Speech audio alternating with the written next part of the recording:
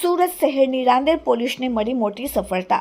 પાલનપુર પાટિયા પાસેથી એક આરોપીને ઝડપીને તેના ગળની તપાસ કરતા તેમાંથી હેરોઇન અને એમડી ડ્રગ્સનો જથ્થો મળી આવ્યો।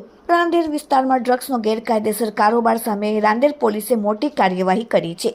રાંદેર પોલીસે ગુપ્ત માહિતીના આધારે દરોડા પાડીને એક ડ્રાઈવર તરીકે કામ કરતા યુવક પાસેથી 5.21 ગ્રામ એમડી ડ્રગ્સ તથા 5.53 ગ્રામ બ્રાઉન હેરોઇન મળીને કુલ 1 લાખથી વધુનું ડ્રગ્સ જપ્ત કર્યું છે।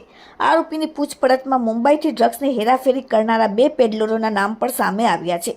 રાંદેર પોલીસને બાતમી મળી કે રાંદેર વિસ્તારમાં રહેતો એક યુવક ડ્રાઈવરની નોકરીની આડમાં ડ્રગ્સનો વેપાર કરે છે અને તેના ઘરમાં મોટા પ્રમાણમાં ડ્રગ્સ છુપાવી રાખ્યું છે।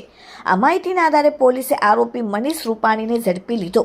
ઘરની તલાશી લેતા પોલીસે 5.21 ગ્રામ એમડી ડ્રગ્સ 5.53 ગ્રામ બ્રાઉન હેરોઇન મળી આવ્યું। ઘરના વિવિધ ભાગોમાં છુપાવી રાખવામાં આવ્યું હતું, જેથી આ ડ્રગ્સની આંતરરાષ્ટ્રીય બજારની કિંમત 1,05,000થી પણ વધુ હોવાનો અંદાજ આપવામાં આવ્યો છે। પોલીસે આરોપી મનીષ રૂપાણીની કડક પૂછપરછ કરતા તેણે કબૂલાત કરી કે તે ખાનગી કંપનીમાં ડ્રાઈવર તરીકે કામ કરે છે અને નોકરીની કમાણી ઉપરાંત ડ્રગ્સના વેચાણમાંથી વધારાની આવક મેળવે છે।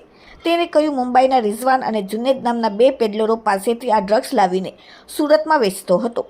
રાંદેર પોલીસે આરોપી મનીષ રૂપાણી સામે એનડીપીએસ એક્ટ વિવિધ કલમો લગાડીને ગુનો નોંધીને તેની ઉપર કડક કાર્યવાહી કરી છે અને તેને ધરપકડ કરી તેમજ મુંબઈના રિઝવાન અને જુનેદની શોધખોળ તથા વધુ ડ્રગ્સના જથ્થાની શોધખોળ માટે તપાસ હાથ ધરી। Bureau report, daily India TV.